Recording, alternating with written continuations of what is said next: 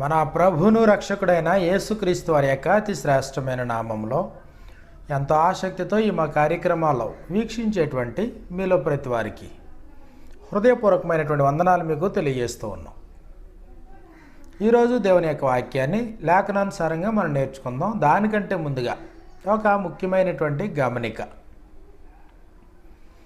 తెలంగాణ రాష్ట్రం ఖమ్మం జిల్లా సత్తుపల్లిలో దేవుని యొక్క రాజ్య విస్తరణలో భాగంగా ఇక్కడ పనిని ప్రారంభించడం జరిగింది.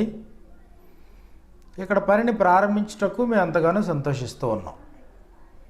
సత్తుపల్లి పరిసర పట్టణ వాసులు కానీ, ఖమ్మం జిల్లా, అలాగే ఖమ్మం జిల్లాలో ఉన్నటువంటి సత్తుపల్లి ప్రాంతం కానీ, కల్లూరు ప్రాంతం, తిరువూరు, అదే ప్రకారంగా మదిర, ఖమ్మం, కొత్తగూడెం, పాల్వంచ,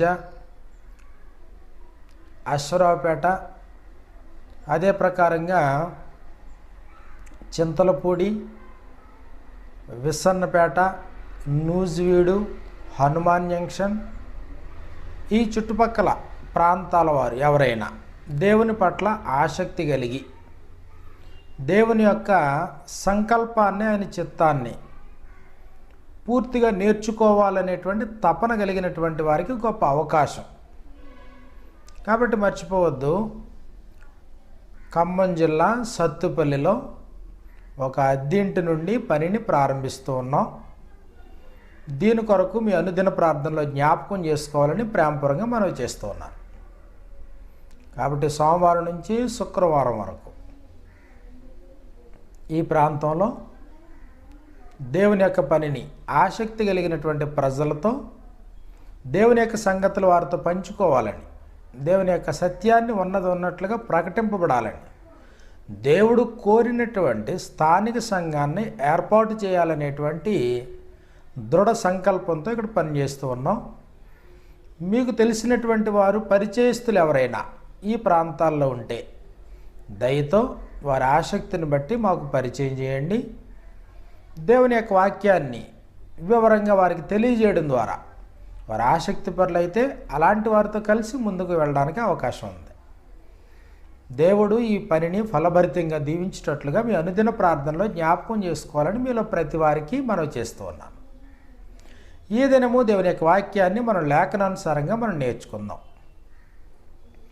పిలవబడినటువంటి వారు నియమావళిని అనుసరించి పిలుపుకు లోబడితే ఇబ్బంది లేదు, కానీ నియమావళి లేనటువంటి పిలుపు, నియమావళి లేకుండా నువ్వు పిలుపుని విని ముందు కొనసాగితే దానివల్ల ఎలాంటి ప్రయోజనం లేదు, పైగా నువ్వు అవమానపరచబడతావు. క్రైస్తవునిగా నీకంటూ ఒక పిలుపు ఉంది, మర్చిపోవద్దు. సువార్త ద్వారా ఆయన మనల్ని పిలుస్తూ ఉన్నాడు. పిలుపులో ఎలాంటి పక్షపాతం లేదు. ఆయన పిలుపులో పక్షపాతం లేదు. ఒక్కొక్కరిని ఒక్కొక్క విధంగా పిలిచేటువంటి విధానం లేదు. కాబట్టి పిలిచేటువంటి దేవుడు తన స్వార్థ ద్వారా మనల్ని పిలుస్తూ ఉన్నప్పుడు నువ్వు పిలుపుని విన్నటువంటి వాడు అయితే, నిరాకరించినటువంటి వారు అసలు పిలుపులోనికి రాలేదు. కాబట్టి మొట్టమొదటగా యూదులకు ఆహ్వానం వెళ్ళింది. వారు ఏకముగా నెపాలు చెప్పారు, దాన్ని త్రోసిపుచ్చారు, తమ్మును తాము అపాత్రులుగా ఎంచుకున్నారు. పిలుపును వారు నిరాకరించారు. కాబట్టి ఒకడు నేను 5 జతలు ఎడ్లు కొనుక్కున్నాను అన్నాడు, మరి ఒకడు నేను క్రొత్తగా వివాహం చేసుకున్నాను అన్నాడు, మరి ఒకడు నేను పొలం కొనుక్కున్నాను, రావడానికి వీలు పడదో క్షమించమని కోరాడు. మరికొందరు ఆయన అవమానపరిచారు. దుష్టులైన మనుషుల చేత ఆయన్ని సిలువేయించి చంపారు. అయితే పిలుపుని విన్నటువంటి వారు పిలుపుకి లోబడితే, నియమావళి ప్రకారం లోబడితే ఇబ్బంది లేదు. కాబట్టి ఏంటి నియమావళి? పిలవబడినటువంటి వారు కడగబడినటువంటి వారై, పరిశుద్ధపరచబడిన వారై, అట్టి వారు కడగబడి పరిశుద్ధపరచబడి నీతిమంతులుగా తీర్చబడితే వారు రక్షించబడుతూ ఉన్నారు. కొరింథీయులకు రాసినటువంటి మొదటి పత్రికను మనం చూసినప్పుడు 6వ అధ్యాయము 9వ వచనం నుండి మనకి ఈ ప్రకారంగా మనకు రాయబడింది. అన్యాయస్తులు దేవుని రాజ్యమునకు వారసులు కానేరని మీకు తెలియదా? మోసపోకుడి, జారులైనను, విగ్రహారాధికులైనను, వ్యభిచారులైనను, ఆడంగితనము గలవారైనను, పురుష సంయోగులైనను, దొంగలైనను, లోభులైనను, త్రాగుబోతులైనను, దోషకులైనను, దోచుకుని వారైనను దేవుని రాజ్యమునకు వారసులు కానేరరు. ఇది మాట్లాడుతున్నది ఎవరితో? కొరింథీలో ఉన్నటువంటి సంఘముతో. మీలో కొందరు అట్టివారై ఉంటిరి. ఎప్పుడు? ఒకప్పుడు మీరు అట్టివారే, దేవుని యొక్క రాజ్యమునకు హక్కుదారులు కానివారు, దేవుని యొక్క రాజ్యమునకు వారసులు కానేరని వారుగా ఉన్నారు. ఒకప్పుడు మన పరిస్థితి అంతే, ఒకప్పుడు అందరి పరిస్థితి అంతే. అయితే ఆయన తన సువార్త వలన మనల్ని పిలుస్తూ ఉన్నప్పుడు పిలుపుకు లోబడినటువంటి వాడు అయితే, పిలుపులో నియమావళి ఉంది. నియమావళి లేకుండా పిలుపు లేదు, నియమావళి లేకుండా క్రైస్తవ జీవన విధానం లేదు. తెస్సలోనికైలకు రాసినటువంటి పత్రికలో మనం చూసినప్పుడు, తెస్సలోనికైలకు రాసినటువంటి 2వ పత్రిక 2వ అధ్యాయం 13వ వచనం నుండి మనకి ఈ ప్రకారంగా వ్రాయబడుతూ ఉంది. తెస్సలోనికైలకు రాసినటువంటి 2వ పత్రిక 2వ అధ్యాయము 13వ వచనం నుండి, ప్రభు వలన ప్రేమింపబడిన సహోదరులారా, పరిశుద్ధపరచుట వలనను, మీరు సత్యమును నమ్ముట వలనను, ఆత్మ మిమ్మును పరిశుద్ధపరచుట వలనను, మీరు సత్యమును నమ్ముట వలనను రక్షణ పొందుటకు దేవుడు ఆది నుండి మిమ్మును ఏర్పరచుకున్నాడు కనుక మేము మిమ్మును బట్టి ఎల్లప్పుడూ దేవునికి కృతజ్ఞతాస్తుతులు చెల్లింపబద్దులమై ఉన్నాము. మీరు ఎలాగున రక్షించబడి మన ప్రభువైన యేసుక్రీస్తు యొక్క మహిమను పొందవలని ఆయన మా స్వార్థ వలన మిమ్మును పిలిచెను. పిలవడానికే దేవుడు అపోస్తలను ఉపయోగించుకున్నాడు.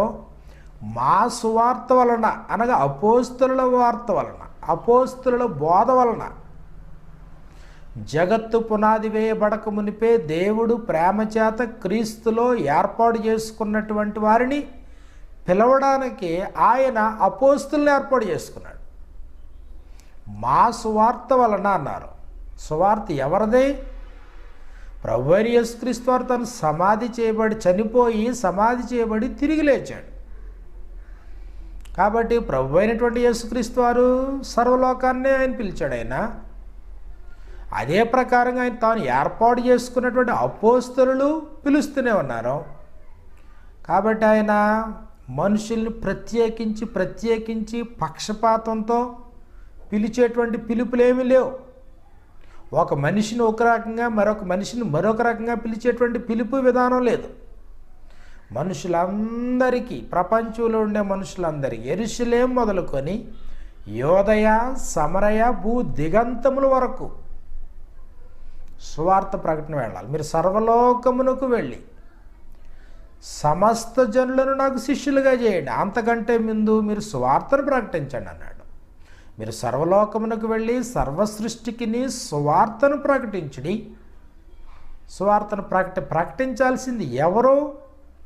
అపోస్తలుల బోధ, అపోస్తలుల ద్వారా అప్పగింపబడినటువంటి వారు, నమ్మకము సామర్థ్యము కలిగినటువంటి వారు. కాబట్టి పిలిచినటువంటి పిలుపులో నియమావళి ఉంది. అందులో ఎలాంటి పక్షపాతం లేదు. ఒక్కొక్క వ్యక్తిని ఒక్కొక్క రకంగా పిలిచేటువంటి పిలుపు ఏర్పాట్లు లేవు. కాబట్టి అందరిని ఏకరీతిగా పిలుస్తూ ఉన్నాడు ఆయన. కొందరు కళల్లో, మరికొందరికి దర్శనాల ద్వారా, మరికొందరికి మరొక రూపంలో పిలిచేటువంటి పిలుపు లేదు. అయితే పిలుపులో ఉన్నటువంటి నియమావళిని నువ్వు గుర్తించగలిగితే, మీలో కొందరు అట్టివారై ఉంటిరి కానీ మీలో కొందరు కూడా దేవుని యొక్క రాజ్యమునకు వారసులు కాకుండా మీరు బ్రతికారు. అయితే మన ప్రభువైన యేసుక్రీస్తు నామాన్ని బట్టి మన దేవుని ఆత్మ యందును మీరు కడగబడి పిలువబడ్డావు పూర్వపు స్థితిని విడిచిపెట్టి రావడానికి. పాపాన్ని విడిచిపెట్టి రావడానికి, తమ పాపముల విషయమై చచ్చి రావడానికి, క్రీస్తుతో కూడా సిలువ వేయబడి రావడానికి పిలుపులో నియమావళి ఉంది. కడగబడాలి. మొట్టమొదటిగా నువ్వు కడగబడకపోతే, నీ పాపములను కడుక్కోకపోతే, నీ పాపముల విషయమై నువ్వు మృతి పొందకపోతే, పాపముల విషయమై సిలువేయబడకపోతే, నువ్వు నియమావళిని అనుసరించి పిలుపుకు లోబడినవాడు కాదు. కాబట్టి మర్చిపోవద్దు, నువ్వు కడగబడినటువంటి వాడై అన్నాడు. అపోస్తుల కార్యాలు 22వ అధ్యాయం మనం చూసినప్పుడు, అపోస్తుల కార్యాలు 22వ అధ్యాయము 15-16 వచనాల్లో మనకి ఈ ప్రకారంగా వ్రాయబడింది. నీవు కన్నవాటిని గూర్చి విన్నవాటిని గూర్చి సకల మనుషులు ఎదుట ఆయనకు సాక్షి అయ్యుందువు గనుక నీవు తడవ చేటు ఎందుకు లేచి ఆయన నామమును బట్టి ప్రార్థన చేసి బాప్తిస్మం పొంది నీ పాపములు కడిగి వేసుకొనమని చెప్పాను అన్నాడు. పాపాలు కడిగేసుకో. అపోస్తులుడైన పౌలు కూడా తానున్న స్థితిని గూర్చి ఆయన మాట్లాడుతూ తిమోతికి రాసినటువంటి మొదటి పత్రిక 1వ అధ్యాయము 12-13 వచనాలు ఆయన ఈ ప్రకారంగా రాయడం జరిగింది. పూర్వము దోషకుడును హింసకుడును హానికరుడునైన నన్ను తన పరిచర్యకు నియమించి నమ్మకమైన వానిగా ఎంచినందుకు నన్ను బలపరిచిన మన ప్రభువైన యేసుక్రీస్తుకు కృతజ్ఞుడై ఉన్నాను. తెలియక అవిశ్వాసం వలన చేసితిని గనుక కనికరింపబడి తిని. కాబట్టి ఆయన తన గూర్చి మాట్లాడుతూ 16వ వచనంలో, తిమోతికి రాసినటువంటి మొదటి పత్రిక 1వ అధ్యాయం 16వ వచనంలో, అయినను నిత్య జీవము నిమిత్తము తనను విశ్వసింపబో వారికి నేను మాదిరిగా ఉండులాగున యేసుక్రీస్తు తన పూర్ణమైన దీర్ఘశాంతమును ఆ ప్రధాన పాపినైన నా యందు కనపరిచినట్లు నేను కనికరింపబడి తిని. ప్రధాన పాపిని నేను, కనికరించబడ్డాను. కాబట్టి కనికరించబడింది మళ్ళీ పూర్వపు అజ్ఞాన స్థితిలో ఉన్నట్లుగా బ్రతకడానికి కాదు, మునుపటి దురాశలను అనుసరించి ప్రవర్తించడానికి కాదు, పాపములో జీవితాన్ని కొనసాగించుకోవడానికి కాదు, గతపు స్మృతుల్లోనే బ్రతకమని కాదు అని అర్థం, దాన్ని విడిచిపెట్టమని. కాబట్టి నియమావళిని అనుసరించి పిలవబడిన పిలుపుకు నువ్వు లోబడి, నియమాలకు లోబడి నువ్వు లోపలికి ప్రవేశించిన వాడివైతే, నువ్వు పిలవబడిన వాడివైతే నీ పాపములు కడగబడాలి. కడగబడి పరిశుద్ధపరచబడి అంటే ప్రత్యేకించబడి. కొరింథీయులకు రాసిన మొదటి పత్రిక 1వ అధ్యాయం 2వ వచనంలో, కొరింథీలోనున్న దేవుని సంఘమునకు అనగా క్రీస్తు యేసునందు పరిశుద్ధపరచబడి పరిశుద్ధులుగా ఉండుటకు పిలువబడిన వారికి పరిశుద్ధపరచబడాల, క్రీస్తు యేసునందు ప్రత్యేకించబడాల. ఎక్కడి నుంచి? నువ్వున్న స్థితి నుంచి ప్రత్యేకించబడాలి. నువ్వున్న స్థితి ఏ స్థితి? నువ్వు ఒక మతస్థుడివా? అక్కడి నుంచి నువ్వు ప్రత్యేకించబడు. నువ్వు ఒక కులస్థుడివా? అక్కడి నుంచి నువ్వు ప్రత్యేకించబడు. లేకపోతే నువ్వు లోక సంబంధమైనటువంటి ఆచారాలు అనుసరించేవాడువా? అక్కడి నుంచి నువ్వు ప్రత్యేకించబడు. ఒక అన్యుడిగా అన్యాచారాలు బ్రతుకుతూ ఉన్నవాడువా? అక్కడి నుంచి నువ్వు ప్రత్యేకించబడు. దానిలో మళ్ళీ తిరిగి కొనసాగించొద్దు, నువ్వు ప్రత్యేకించబడాలి. కాబట్టి కడగబడి పరిశుద్ధపరచబడి, మూడవది నీతిమంతులుగా తీర్చబడాలి అన్నాడు. రోమిలికి రాసినటువంటి పత్రికను మనం చూసినప్పుడు, రోమిలికి రాసిన పత్రిక 5వ అధ్యాయంలో మనకి ఈ ప్రకారంగా మనకు రాయబడింది. రోమిలికి రాసిన పత్రిక 5వ అధ్యాయము 8-9 వచనాల్లో, అయితే దేవుడు కరుణా సంపన్నుడయ్యుండి అయితే దేవుడు మన ఎడల తన ప్రేమను వెల్లడిపరుచున్నాడు. ఎట్లనగా మనం ఇంకనూ పాపులమై ఉండగా క్రీస్తు మన కొరకు చనిపోయాను కాబట్టి ఆయన రక్తము వలన ఇప్పుడు నీతిమంతులముగా తీర్చబడి మరింత నిశ్చయముగా ఆయన ద్వారా ఉగ్రత నుండి రక్షించబడదుము. ఆయన రక్తము వలన నీతిమంతులముగా తీర్చబడి, అంటే దాని అర్థం ఏంటంటే ఉగ్రత నుండి రక్షించబడి.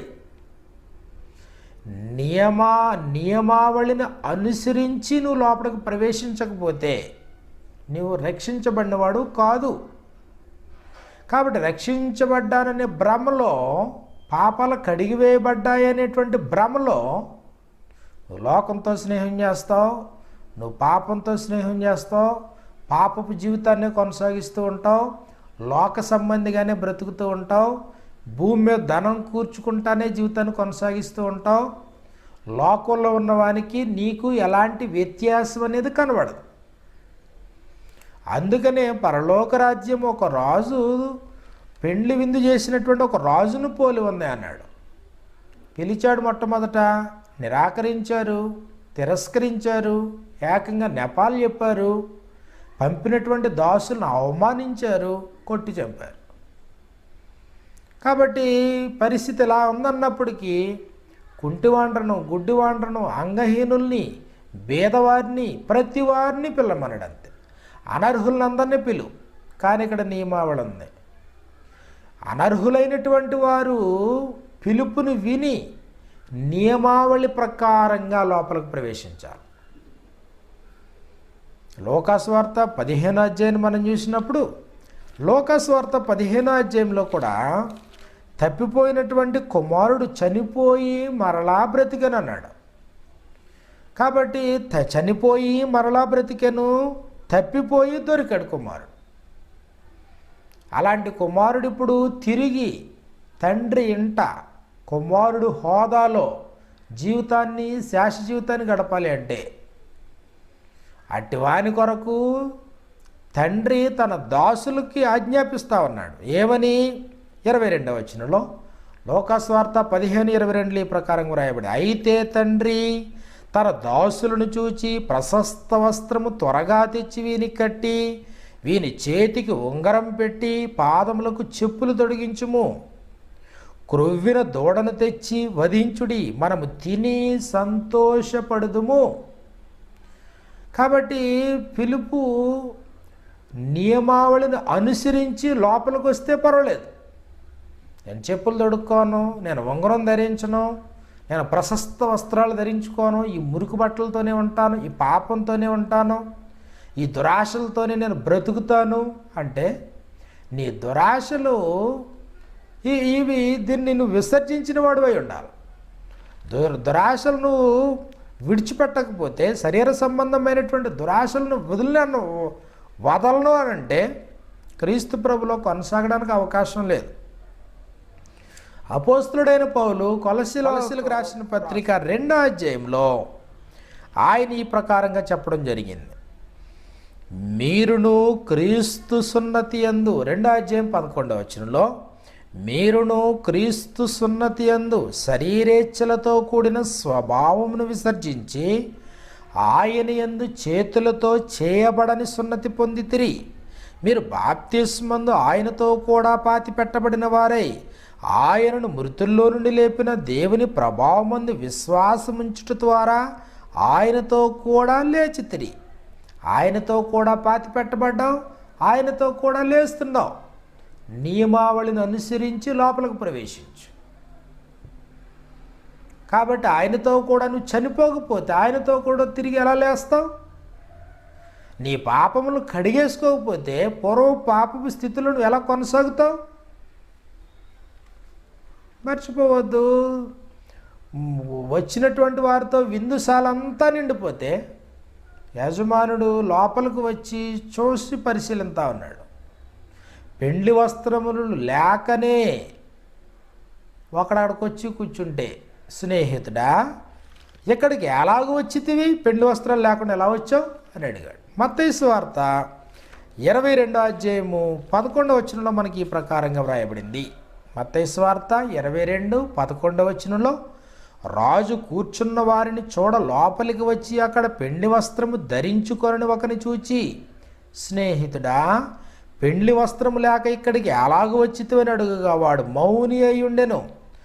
అంతట రాజు వీని కాళ్ళు చేతులు కట్టి వెలుపల చీకట్లోనికి త్రోసివేయడి, అక్కడ ఏడ్పును పండ్లు కొరుకుటి ఉండెనని పరిచారకులతో చెప్పెను అన్నాడు. కాబట్టి పిలుపుని విన్నాడు, నిరాకరించలేదు, ఆసక్తితో వచ్చాడు.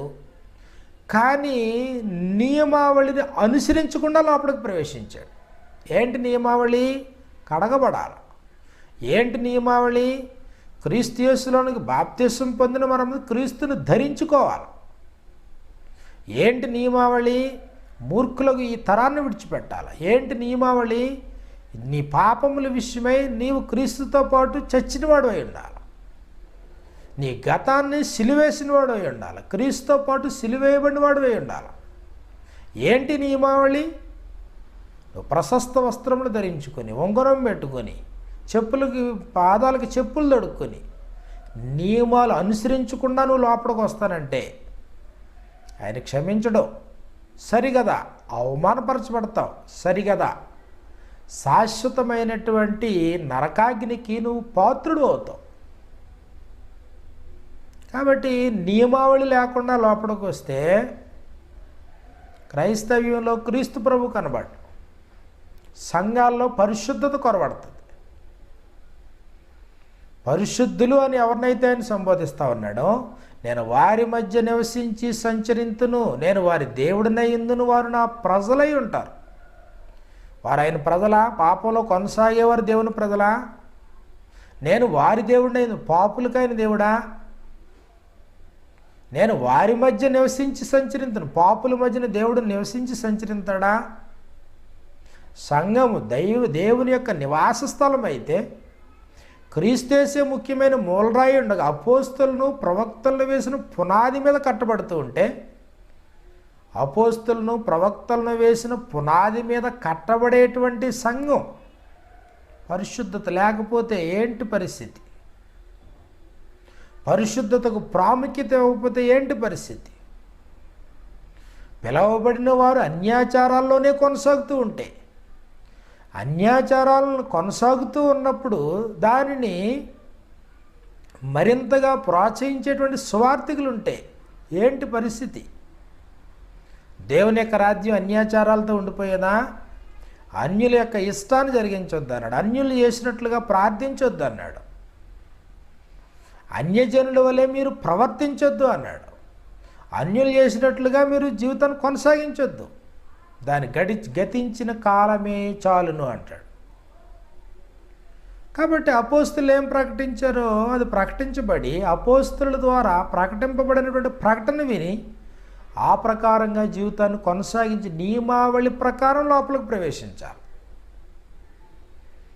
కాబట్టి మీరు సర్వలోకానికి వెళ్ళి సర్వసృష్టికి సువార్తను ప్రకటించండి, సమస్త జనులను శిష్యులుగా చేయండి. నియమావళి. సమస్త ప్రాంతానికే వెళ్ళు, మనుషులకి స్వార్థను ప్రకటించు, స్వార్థను ప్రకటించి ప్రభువుకి శిష్యులుగా చేయి. అలాంటి వారికి బాప్తిసం ఇయ్యి. బాప్తిసం పొందిన వారికి నేను ఏ సంగతులైతే ఆజ్ఞాపించుతున్న వాటిని అన్నింటినీ వారు గైకొనవలనని మీరు వారికి బోధించండి. ఎంత ప్రణాళికాబద్ధంగా ఉంది! కాబట్టి నీ ఇష్టం, నీ అభిప్రాయం, నీ ఆలోచన, నీ సొంతం అనేది ఏమీ లేదు ఇక్కడ. కాబట్టి ఒక పొల్లు కానీ ఒక సున్నా కానీ కలపడానికి లేదు. బాప్తిసం ఇవ్వాలి. ఎవరికి? అడిగిన వారికి కాదు, నువ్వు ప్రేరేపించి కాదు, చుట్టూ ఉన్నటువంటి మనుషుల చేత ప్రేరేపించబడి బాప్తిసం పొందడం కాదు, లేదా పెళ్ళుకో లేదన్నా ఏదైనా ఒక మొక్కుబడి మొక్కుకునో బాప్తిసం పొందడం కాదు. ఒక వ్యక్తి అపోస్తలుల బోధ విని వారి జీవన నియమావళికి లోబడినటువంటి వాడై దానికి బద్ధుడిగా ఉండి జీవితాన్ని కొనసాగించాల్సినటువంటి అవసరం ఉంది. కాబట్టి మర్చిపోవద్దు, శిష్యుడైనటువంటి వానికి బాప్తిసం ఇవ్వండి అన్నాడు. ఎవరు శిష్యుడు అన్నప్పటికీ అనేక విషయాలు గ్రంథంలో మనకు కనబడతా ఉంటాయి. తన తల్లినైనను, తండ్రినైనను, భార్యను, పిల్లలను, అన్నదమ్ములను, అక్క చెల్లుండను, చివరికి తన ప్రాణమును సహా ద్వేషింపకుంటే ఆస్తులను కానీ భూములను కానీ అన్నిటికంటే దేవునికి అధిక ప్రాముఖ్యత ఇచ్చేవాడే శిష్యుడు అన్నాడు. అంతే. తన కలిగి ఉన్నదంతా విడిచిపెట్టిన వాడు నాకు శిష్యుడు కాని అన్నాడు. అప్పటికి నీ స్థితి ఏదైతే ఉందో, నీ పొజిషన్ ఏదైతే ఉందో, నీకు లాభకరమైన ఏదైతే ఉన్నాయో వాటిని క్రీస్తునందు నష్టముగా ఎంచుకునేవాడే శిష్యుడైన వాడు. సమస్తమును నష్టముగా ఎంచుకుని పెంటతో సమానముగా ఎంచుకున్నటువంటి పౌలులాగా తన కలిగినదంతా విడిచిపెట్టని వాడు నాకు శిష్యుడు కానేరాడు. కాబట్టి నియమావళి, మనకు సరైనటువంటి నియమావళి మనకు కనబడతా ఉంది. నియమావళిని ధిక్కరించి, నియమావళిని పట్టించుకోకుండా, నియమాలు నువ్వు లెక్క చేయకుండా నువ్వు లోపలికి పూనుకున్నవాడు అయితే దేవుని యొక్క రాజ్యం బలత్కారుడి చేత నిండిపోతూ ఉంది.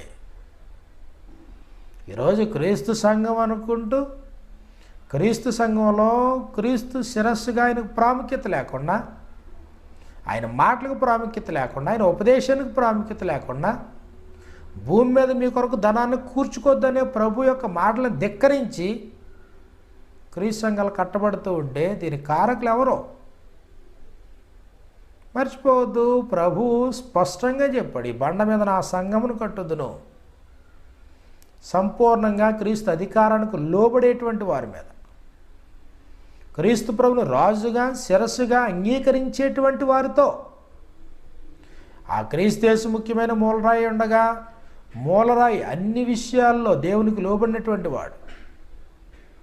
ముఖ్యమైనటువంటి మూలరాయి అయినటువంటి ప్రభు అయిన క్రీస్తు పాపరహితుడిగా ఈ లోకంలో జీవితాన్ని కొనసాగించినటువంటి వాడు.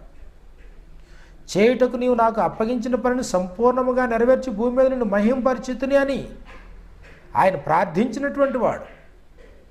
కాబట్టి ఆయన తాను ఏర్పరచుకున్నటువంటి అపోస్తుల గురించి మాట్లాడుతూ ముఖ్యమైన మూలరాయి క్రీస్తు ప్రభు అయితే, మూల రాతి మీద కట్టబడేది పునాది. పునాదిని గూర్చి క్రీస్తు ప్రభు ప్రార్థిస్తూ, నేను లోక సంబంధిని కానట్టు వారును లోక సంబంధులు కారు అన్నాడంతే. లోక సంబంధులు కాని పునాది క్రీస్తు సంఘపు పునాది. కాబట్టి దానిపైన కట్టబడేది సంఘం. పునాదిలో వారు లోక సంబంధులు కారు, మూలరాయి లోక సంబంధమైన వాడు కాడు. మరి కట్టబడేటువంటి వారు లోక సంబంధులుగా బ్రతుకుతూ, శరీర సంబంధులుగా కొనసాగుతూ, లోకములో ఉన్న వాటిని ప్రేమిస్తూ, శరీరాశ నేత్రాశ జీవపడమం కలిగిన వారై బ్రతుకుతూ ఉంటే, పాపాన్ని విడిచిపెట్టకుండా బ్రతుకుతూ ఉంటే, పాపపు స్నేహంతో జీవితాన్ని కొనసాగిస్తూ ఉంటే, వివిధమైనటువంటి అన్యాచారాలతో మనుషులు కొనసాగుతూ ఉంటే, పిలుపు నియమావళిని అనుసరించి లోపలికి వచ్చినటువంటి వారు కాదు అని గుర్తించాలి. తిమోతికి రాసినటువంటి 2వ పత్రికను మనం చూసినప్పుడు, నియమావళి ప్రకారము పోరాడకుంటే బహుమానం లేదు అన్నాడు. కాబట్టి నియమావళిని అనుసరించి నువ్వు లోపలికి రావాలి, నియమావళిని అనుసరించే నువ్వు పోరాటం చేయాలి. తిమోతికి రాసినటువంటి 2వ పత్రిక 2వ అధ్యాయము మనకి ఈ ప్రకారంగా మనకు రాయబడింది. తిమోతికి రాసిన 2వ పత్రిక 2వ అధ్యాయము 3వ వచనం నుండి మనం చూసినప్పుడు, క్రీస్తు యేసు యొక్క మంచి సైనికుని వలె నాతో కూడా శ్రమ అనుభవించుము. సైనికుడు ఎవడును యుద్ధమునకు పోవునప్పుడు తన్ను దండులో చేర్చుకుని వారిని సంతోషపెట్టవలని ఈ జీవన సంబంధమైన వ్యాపారములలో చిక్కుకొనడు. ఈ జీవన వ్యాపారాల్లో చిక్కుకోవడం ఏ సైనికుడు కూడా. అంటే నియమ ప్రకారం పోరాడాలి. నియమ ప్రకారమైనటువంటి ఈ పోరాటంలో మంచి సైనికుడిగా నువ్వు కొనసాగాలి అంటే జీవన వ్యాపారములలో చిక్కుకొనడు. మత్తయి సువార్త 13వ అధ్యాయం మనం చూసినప్పుడు విత్తువాన్ని గూర్చినటువంటి ఉపమానాన్ని ప్రభు చెప్పిన తర్వాత, కాబట్టి త్రోవ పక్కన పడిన విత్తనాలు అన్నాడో, రాతి నేలను పడిన విత్తనాలు అన్నాడో, ముళ్ళ పొదలో పడిన విత్తనాలు అన్నాడో, మంచి నేలను పడిన విత్తనాలు అన్నాడు. ముళ్ళ పొదలలో పడిన విత్తనమును పోలిన వారు ఎవరనగా ఐహిక విచారమును, ధన మోసము, ధన భోగమును, ఈ జీవన వ్యాపారంలో చిక్కునేటువంటి ప్రతివాడు. కాబట్టి ఏంటి రిజల్ట్ ఏంటి? నిష్ఫలముగా ఫలము లేకుండా ఫలింపని వారు, అపరిపక్వముగా ఫలించేవారు, పనికొచ్చే ఫలాలు కాదు, నిత్య జీవానికే ప్రయాణం చేసేటువంటి పరిస్థితి లేదు. కాబట్టి ఇక్కడ మర్చిపోవద్దు, నీవు సైనికుడిగా నువ్వు పోరాడుతూ ఉంటే, సైనికుడైనటువంటి వాడు ఈ జీవన వ్యాపారంలో చిక్కుకొన్నాడు. 5వ వచనం, మరి జట్టి అయిన వాడు పోరాడినప్పుడు నియమ ప్రకారము పోరాడకుంటే వానికి జీవకిరీటము దొరకదు. నియమ ప్రకారమైనటువంటి పోరాటం, నియమ ప్రకారమైనటువంటి ప్రవేశం కావాలి. నియమ ప్రకారమైనటువంటి పోరాటం నువ్వు పోరాడాలంటే నియమ ప్రకారమైనటువంటి ప్రవేశం నీకు కావాలి. నియమ ప్రకారమైనటువంటి ప్రవేశం నీకు లేకపోతే పెండ్లి వస్త్రాలు లేకుండా లోపలికి వచ్చినటువంటి ఆ దీనుని చూసి రాజు వీని కాళ్ళు చేతులు కట్టి వెలుపలి చీకట్లోనికి త్రోసివేయడి. అక్కడ ఏడుపును పండ్లు కొరుకుటే ఉంటాయి. నియమ ప్రకారమైనటువంటి పోరాటం పోరాడి జీవకిరీటాన్ని పొందాలి అంటే, బహుమానాన్ని పొందాలి అని అంటే నియమ ప్రకారమైనటువంటి పిలుపును విని నియమాలకు లోబడి లోపలికి ప్రవేశించిన వాడికే సాధ్యం. లేకపోతే నియమ ప్రకారమైనటువంటి పోరాటం సాధ్యం కాదు. జట్టి అయిన వాడు పోరాడినప్పుడు నియమ ప్రకారం పోరాడకుంటే వానికి కిరీటము దొరకదు, కిరీటం వానికి దొరకదు అన్నాడు. అపోస్తలుడైనటువంటి పౌలు అలాగే పోరాడి జీవితాన్ని చూపించినటువంటి వాడు. కొరింథీయులకు రాసినటువంటి మొదటి పత్రిక 9వ అధ్యాయాన్ని మనం చూసినప్పుడు, కొరింథీయులకు రాసినటువంటి మొదటి పత్రిక 9వ అధ్యాయంలో మనకి ఈ ప్రకారంగా మనకు రాయబడింది. 24వ వచనం నుండి, పందెపు రంగమందు పరిగెత్తు వారందరూ పరిగెత్తురుదురు గాని ఒక్కడే బహుమానం పొందినని మీకు తెలియదా? అటువలనే మీరు బహుమానము పొందునట్లుగా పరిగెత్తుడి. బహుమానము పొందినట్లుగా నువ్వు పరిగెత్తాలి అంటే నియమ ప్రకారమైనటువంటి ప్రవేశం కలిగిన వాడు అయి ఉండాలి. నీ పాపములు కడగబడాలి, క్రీస్తునందు పరిశుద్ధపరచబడాలి, ఆయన రక్తంలో నీతిమంతుడిగా తీర్చబడాలి, ఉగ్రత నుండి తప్పింపబడాలి. కాబట్టి నియమ ప్రకారమైనటువంటి ప్రవేశమే బహుమానం పొందినంతగా నీలో పరిగెట్టేటట్లుగా నిన్ను ప్రేరేపించే అవకాశం ఉంది. 25వ వచనంలో, మరియు పందెమందు పోరాడు ప్రతివాడును అన్ని విషయములలో మితముగా ఉండును. మితముగా, అన్ని విషయములలో మితముగా, మితానుభవము కలిగిన వాడుగా. వారు క్షయమగు కిరీటం పొందుటకును, మనమైతే అక్షయమగు కిరీటం పొందుటకును మితముగా ఉన్నాము. మామూలు పరుగు పందెంలో పాల్గొనేవాడు క్షయమైన కిరీటం కొరకు మితంగా ఉంటాడు. అయితే అక్షయమైనటువంటి కిరీటం కొరకు పరిగెత్తేటువంటి వాడు ఈ విషయాల్లో మితంగా ఉంటాడు. కాబట్టి నేను పౌలు గారి దగ్గరికి వచ్చి గురి చూడని వాని వలె పరిగెత్తువాడు కాను. గురి కనపడుతుందా? ఏది నీ గురి? గురి లేని పోరాటమా? నియమ ప్రకారమైనటువంటి ప్రవేశం లేకపోతే నీ పోరాటం గురి లేని పోరాటమే. నియమ ప్రకారమైనటువంటి ప్రవేశం కావాలి. అడ్డదిడ్డంగా లోపలికి ప్రవేశించడం కాదు, ఏదో రకంగా లోపలికి ప్రవేశించడం కాదు, ఏదో ఒక రకంగా నువ్వు బాప్తిసం పొంది ఒక పని అయిపోయింది అనుకోవడం కాదు. నియమ ప్రకారమైనటువంటి ప్రవేశం ప్రాముఖ్యమైనది. కాబట్టి నీ గతాన్ని విడిచిపెట్టు, చీకటిని విడిచిపెట్టు, వెలుగులోకి రా.